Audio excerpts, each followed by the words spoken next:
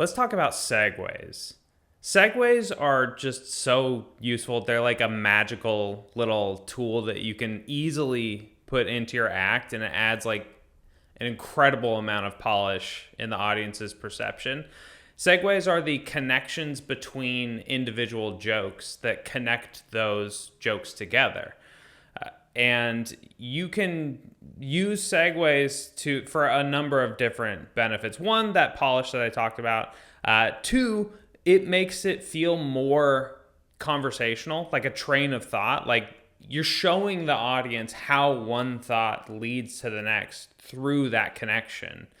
So just off the top of my head, if I was talking about airplanes and then I wanted to talk about dating, maybe I'd go like, I went with my fiance to Bali or something like that, right?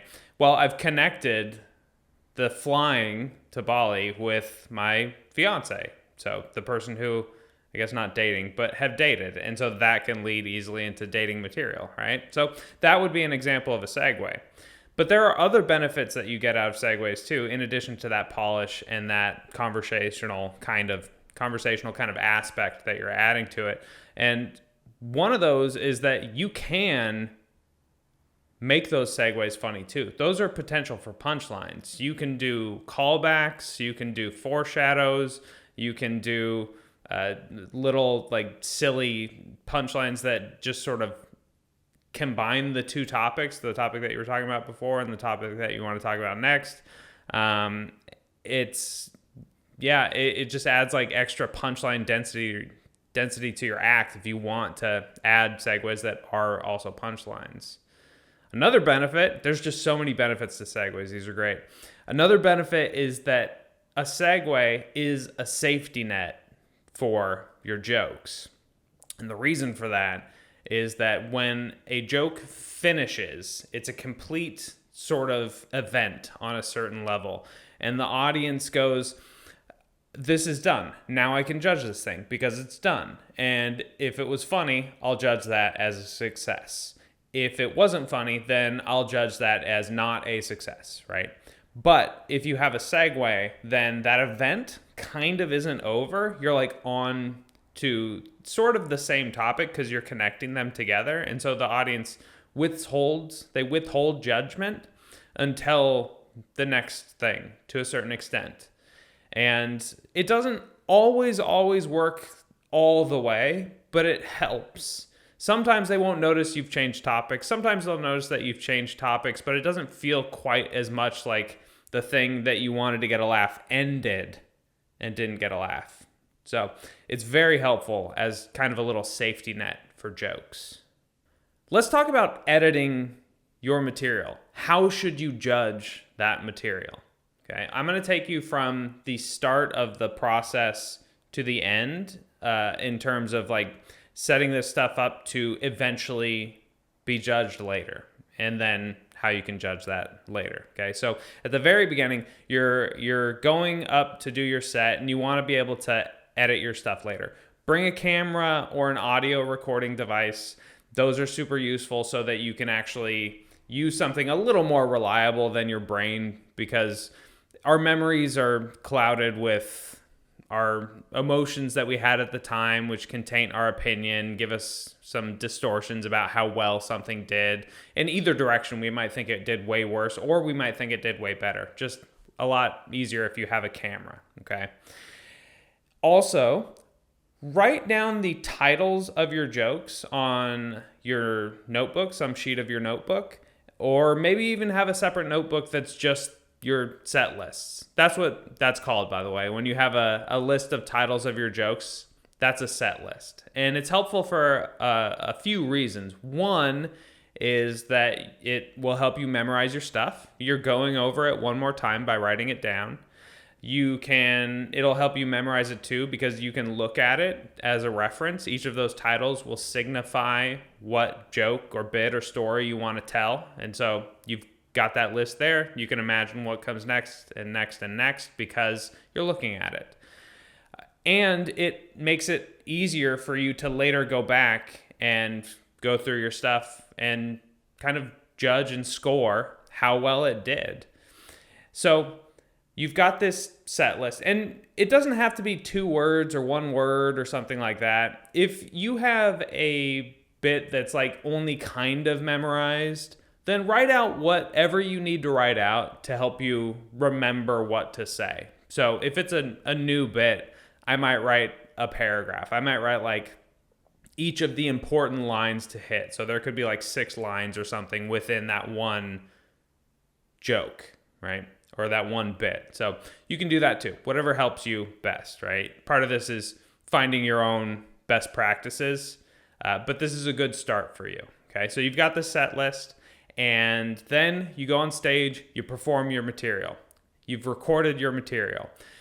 Next, watch that or listen to it. Watching's better, honestly, because you can get clips sometimes to post on the social medias. That's cool. And you get to edit yourself and think about your performance on a visual level in addition to an auditory level. So it's useful for that too. You've got a whole other vector of entertainment to improve and make funnier and cooler if you watch and think about the visual stuff that you're doing too. Okay. So you've got this recording.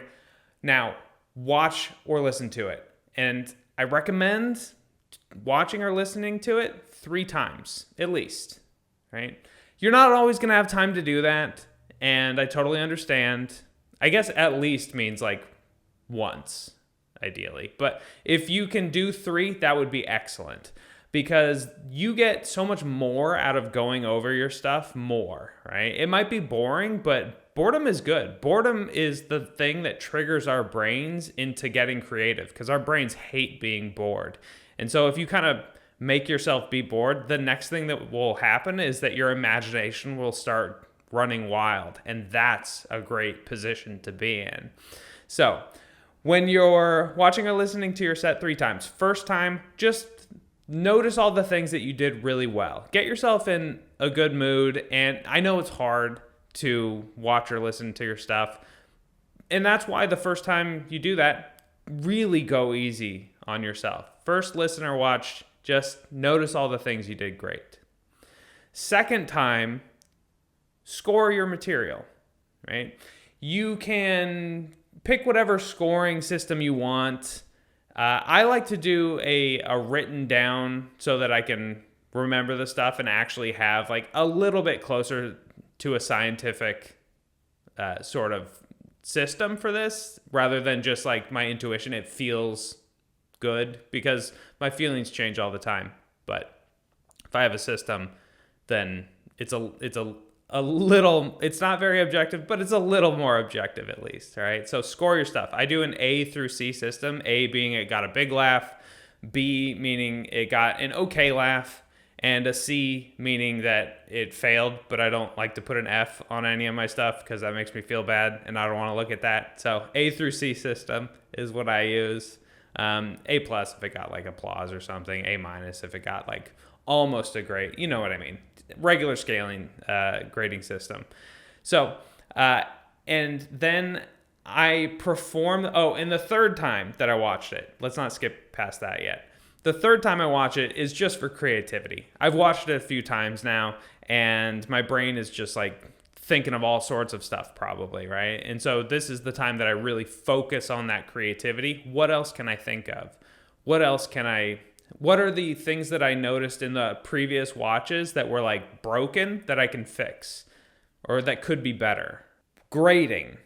You don't want to grade on some objective measure, like an A plus is only for like a massive objective, like decibel level that reaches a certain point kind of thing, because you'll have audiences with 200 people, you'll have audiences with 2 people, right?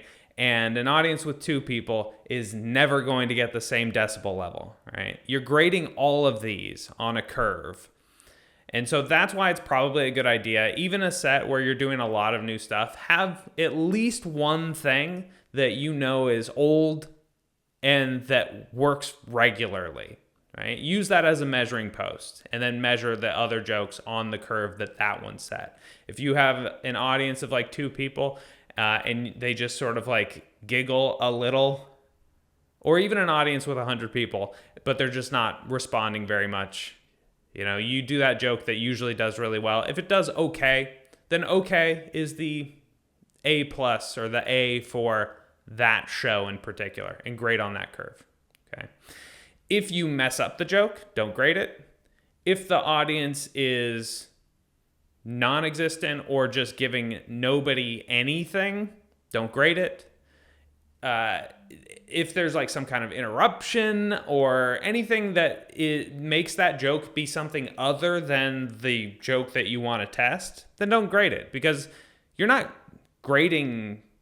I don't even know what you would be grading in that case. It's not the material, because that's not how the material should be done. That's not how you've planned to do it. So only grade it if you get a chance to do that material the way that it was intended to be done.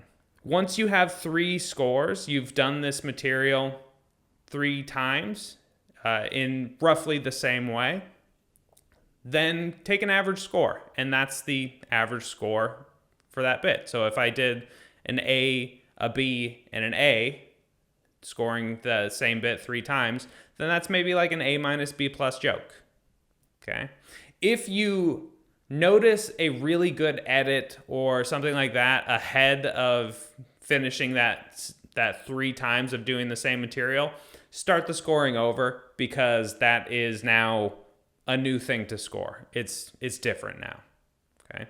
And you can score maybe not just like the entire bit as one score, but you could potentially do each punchline within that bit, giving it its own score. That's useful.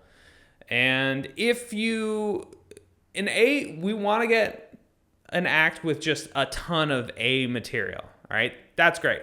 But if you have a bit that has A material in it, especially as like the last joke there, then it's okay if sometimes like some of those lead up punchlines get smaller laughs, because it's not the main thing. You don't need to throw away good laughs that kind of get you to those big laughs. Okay. Don't feel like it only needs to be A material, but it should be a lot. And if you can turn something from a B material into an A material, absolutely do that, right? Don't settle. Also, it feels a little administrative, because it's not the writing, which is fun. It's not the performing, which is fun. The analysis is fun for me. I like that. But parts of it I don't. Like the organizing and the filing, which I guess is part of organizing. Anyway, that stuff, not so fun to me. So I try to find a place that is the minimum viable amount, right? I don't title my entire sets. I'll title the recording sometimes, but I only title the recording based on if I did something really cool and I want to be able to see in my list of recordings that was like the cool thing I did. Like I told the joke really well. I'll title the recording based on that joke or something like that, right? But otherwise, titling the set list in your notes, I've never found a use for that. I've never found a use for like a date, putting a date on it or anything like that. I mean, sometimes organization is just organization for organization's sake. Try to draw a line from the organization to the usefulness of that organization. And if you don't, you might not need it. So that will save you a couple of seconds each time, but it's a couple of seconds you don't need to spend, and over time it adds up. And if you find multiple ways to save a couple of seconds, then it becomes a significant amount. So I'll put that out there too. Okay, those are my tips for going over your material, editing it, and how to do that effectively. But you'll find other ways that work great, and that some, aspects that might work better, you may find a totally different process that works for you. That's just one way that you can do it. It works well for me, and I've been working on it for a while, so I'm confident in it for me, but I'm sure there are other ways to do it. A couple more benefits that you get from videotaping your set or audio recording your set, but especially videotaping your set, is that you grow a thick skin watching yourself. It's It's hard for a lot of people. For me, it was very hard at the beginning to like watch myself. I hated doing that, but it's such a useful thing for the reasons that I mentioned so far. That it's good to grow that thick skin, and so part of this is practice at growing that ability to watch yourself and not recoil. Right? Look at it. You get more objective that way about it. The things that you're doing wrong, instead of going like, oh, that reflects poorly on me and I feel bad, you start to look at it as information. It's like, here's something that could be improved. Now let's think about how we can improve it. And so getting past that reluctance is very useful. Going over your stuff in video and audio also is kind of like a rehearsal, because you're putting a copy of that material, that script, or the various flowchart type style scripts that you have in your brain. And so you're memorizing it better and better and better. And if you do this process of watching your stuff multiple times, pretty soon you're going to be just the most polished comedian out there, because most people don't watch their tapes at all. This is one of the mysterious, not fun things that can happen sometimes. You may have a situation where a joke used to work, and then all of a sudden, totally randomly, it stops working. And it can be frustrating. And I'm sorry if that happens, but also know that it's normal and it's not that big of a deal. And there are things that you can do, okay? This is another reason why it's useful to have tapes, because you can go back to earlier versions of your stuff and figure out if your material has like morphed in some way that you didn't notice into a less effective place, and you can go back to that earlier version, okay? But why might a piece of material stop working that it used to?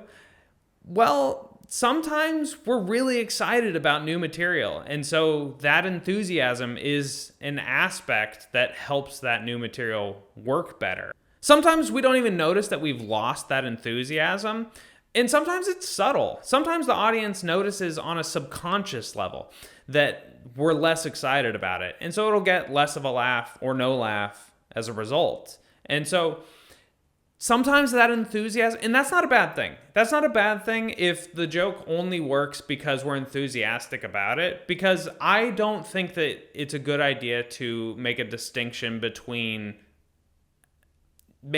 distinction at least, between your performance of the material and that material like as written, because this is a performance art form. And if your best practice includes enthusiasm and that's what makes the jokes really, really work, then you should perform it enthusiastically, or whatever mode makes that joke work best and that you like doing. That doesn't mean that you shouldn't write improvements to it also. If you can find written improvements, then that's excellent too, right? But don't say the material's bad if you have to like perform it well for it to work.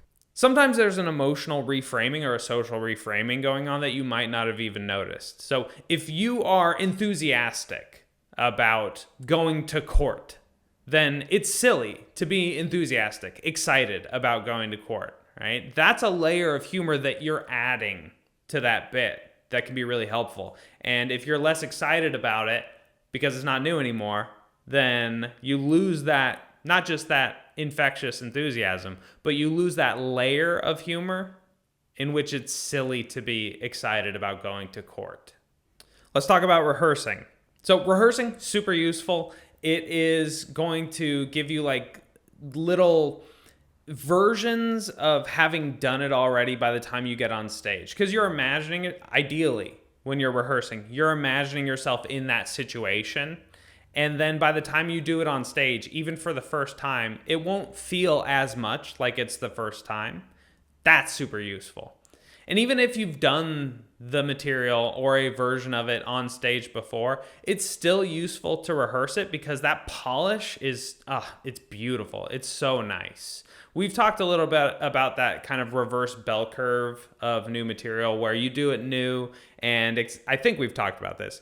You do it new and it's exciting and the audience loves that, and then you kind of rehearse it more and then it feels more rehearsed, and you're less excited about it, and so like there's like lower quality. But on the other end of that U shape, it gets so much better because that rehearsing goes from it feeling memorized to you figuring out how to do it in a way that feels conversational and that is more exciting and more punchline dense and adds like a bunch of polish in a bunch of different ways, thoughtful delivery. It gets so much better than that starting state of excitement, right? You just have to get out of that valley of suck. And rehearsing can help you do that because you're doing that valley at home alone rather than on stage in front of people. So very useful to rehearse for those reasons. Also, it's a writing session. You're thinking of new jokes as you're rehearsing it. That's useful too. You never would have thought of those jokes if you had just been maybe sitting at a piece of paper and trying to write it out, because the doing of the thing will inspire new thoughts. Doing things differently will inspire different thoughts. And that's also why it's a good idea to rehearse in different ways so that you can have different thoughts. And some of those thoughts will be new jokes, some will be new edits, some will be things that could come up that get in the way that you could then come up with plans for so that you can make a flow chart and have more of a bulletproof telling of the bit. Really, oh, and also rehearsing can get boring, and so doing it in different ways can make it less boring. All very useful. So I recommend rehearsing. Definitely when you do your rehearsing, at least for some of the ways that you rehearse, do it out loud. Do it like you'd be doing it on stage. So with the movements and the space, if you have a microphone, then use that, right? But then switch it up too. Do some in your head. Do some while you're recording yourself, and then watch that recording of that rehearsal later. Do some rehearsing when you're in the shower. Maybe try rehearsing it in a totally different way than you'd been planning. Maybe if you do an enthusiastic style of delivery normally, do a deadpan delivery, or do it like a professional wrestler, or do it from a perspective that's not your own, but 40 years from now, or when you were a child. Each of those times that you do it, you will come up with new ideas because it's a new lens through which to look at that material. You may find new deliveries that work really, really well. Maybe not for the entire bit, but just certain moments. You'll develop other characters that you can do. So maybe not even for that bit, but if you practice a little bit, like an old person voice or a superhero voice, then when you later write a bit that it's appropriate to have a superhero, you can add that in. Awesome. Useful in a lot of different ways to try different lenses to rehearse your material, for sure. But there are other ways too that you could do this. You could try writing out your entire bit.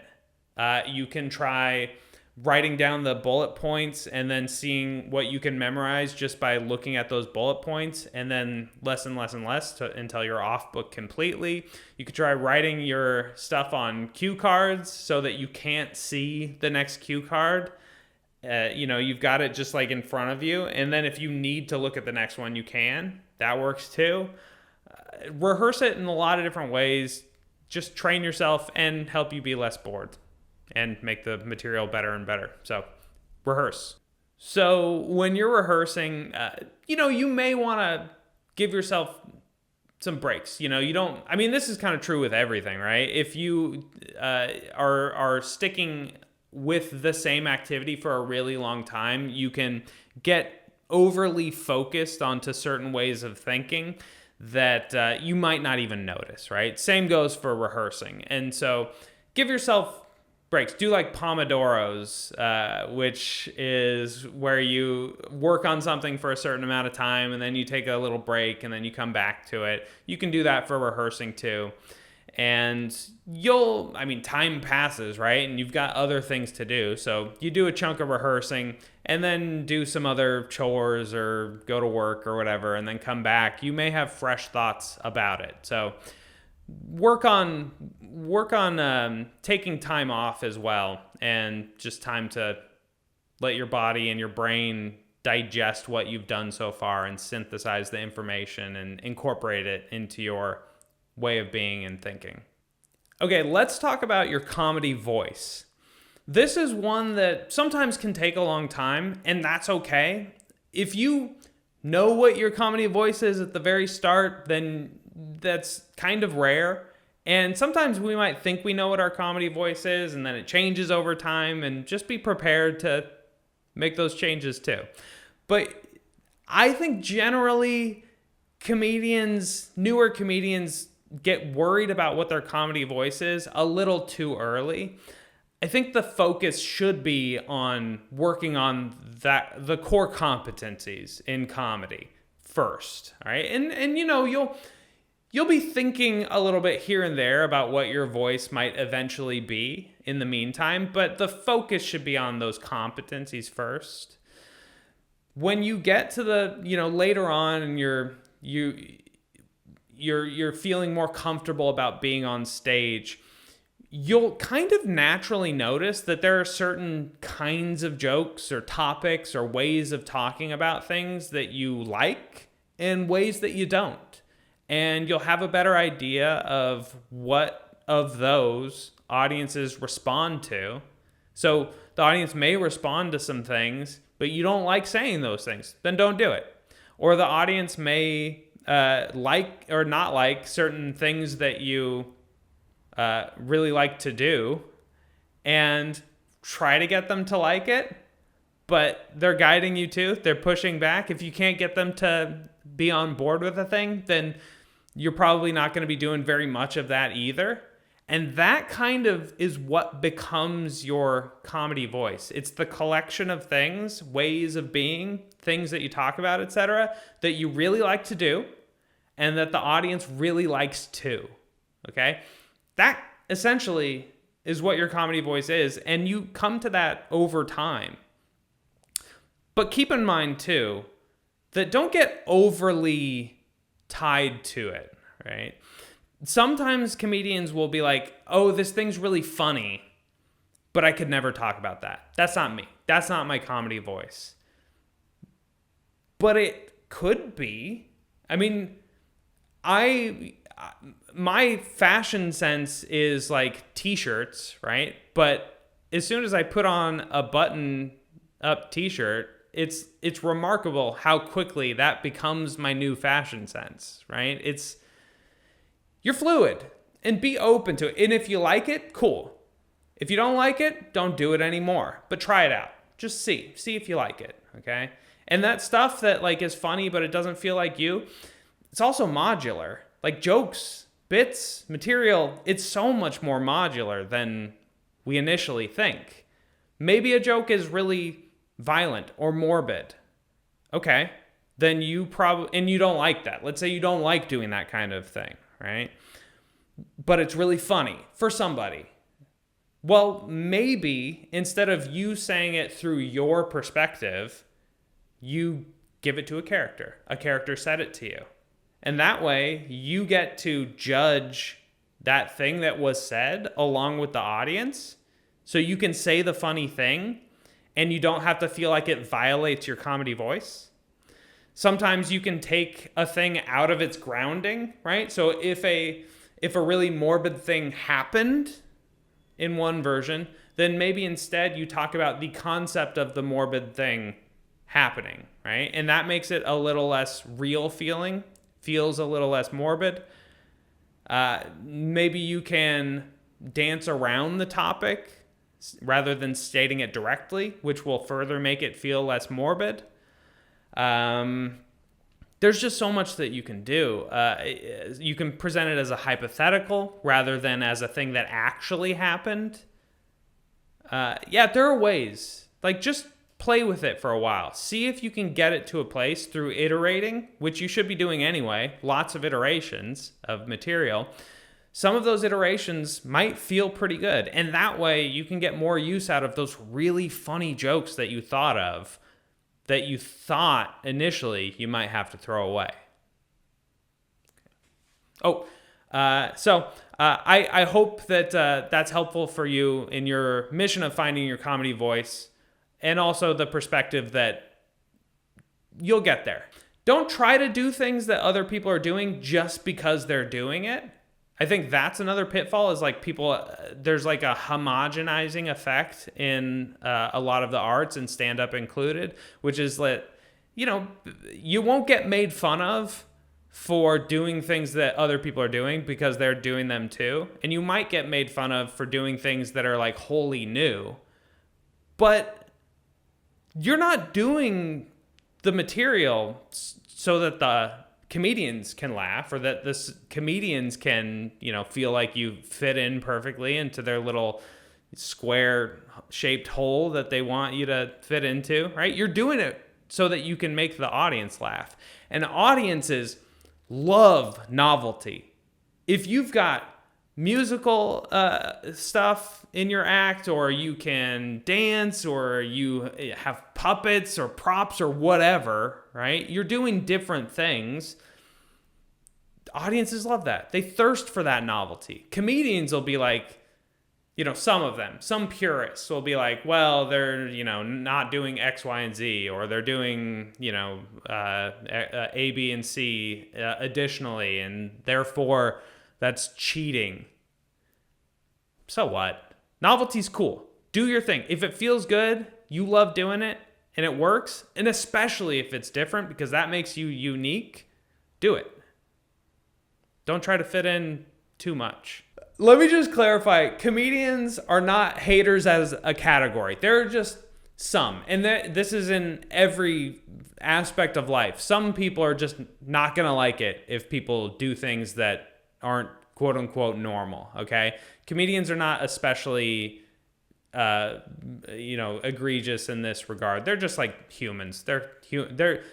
Comedians are very similar to humans. All right. And some comedians are going to celebrate you for these cool things. And those are the ones that you want to stick with and be friends with. Let's talk about setting goals.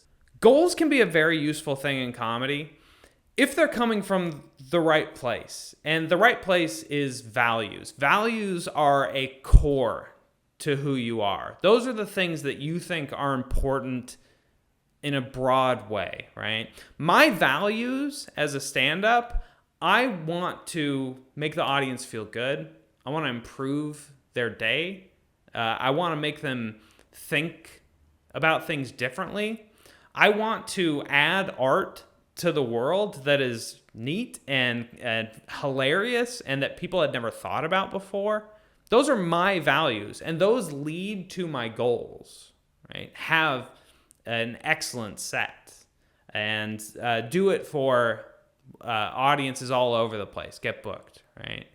If your goals don't come from your values, then that can be a recipe for burnout, because you'll be chasing this thing that you wanted to be famous, right? And then, but what are your values? What led to that goal of wanting to be famous? You wanted to be loved, or you wanted to have respect from your peers. Now, if you want to be famous, that's totally cool, but just make sure that it comes from a source of your values that you can draw that line back to directly. Because if there's a disconnect there, then it's going to be hard to stay motivated towards your goals. Sometimes people will realize after they've been striving really hard for a long time that they weren't chasing their goals in the first place. It was somebody else's goals that they adopted along the way due to some social pressure, or that they thought that this was the way to do it. There is no the way to do it, to proceed in comedy. Choose your goals based on the things that are important to you and not other people. Don't chase other people's goals, and be ready to reassess too, because you also don't want to find out that at some point along the way, and you didn't really notice, you went from chasing your goal to being dragged by it, right? It's okay to change your goals if your values have changed that would lead to that change of goals, okay? So think carefully about your goals, because if you have some really nice goals, some really value buttressed goals, then man, you can enjoy comedy forever. You never have to stop doing it, and it can just be so fun forever. So pick your goals wisely. And then once you do, then pick goals that lead up to those bigger goals, right? So like some milestones along the way. And part of this too is that it's hard to be motivated every day to achieve a thing that you haven't achieved yet. But it's a lot easier to achieve these smaller things. You can get like daily goals. I'm going to like write for an hour every day or 30 minutes every day or whatever it is, right? And then that feels good. And it also leads to your bigger goal of having a really great set. If you're trying to do like build a great 45-minute set or something like that, have small goals. You may even want to have smaller goals than that. You've got like the write for an hour a day. Well, maybe the goal for like this current moment is write this version, this joke in like 5 different ways. Or can I find, other options for wording for this one word in a bit? Have like tiny goals, micro goals. Okay. It keeps you more motivated towards your bigger goals. It makes it so that you don't feel like you're, treading water because you're actually achieving things. The other benefit of having these little micro goals and like milestones along the way to the bigger goals is that it helps you understand what to do next. It can be a little paralyzing if you've got this big goal and then you're just like, okay, Now what? I've got the goal. What do I do? Right? Make a bunch of those goals, and some of those goals might just be figure out what the next goal should be. That's okay too, right? It's your recipe for getting to those bigger goals. So in addition to it feeling better, and in addition to it keeping you motivated, it will also give you a roadmap to get there.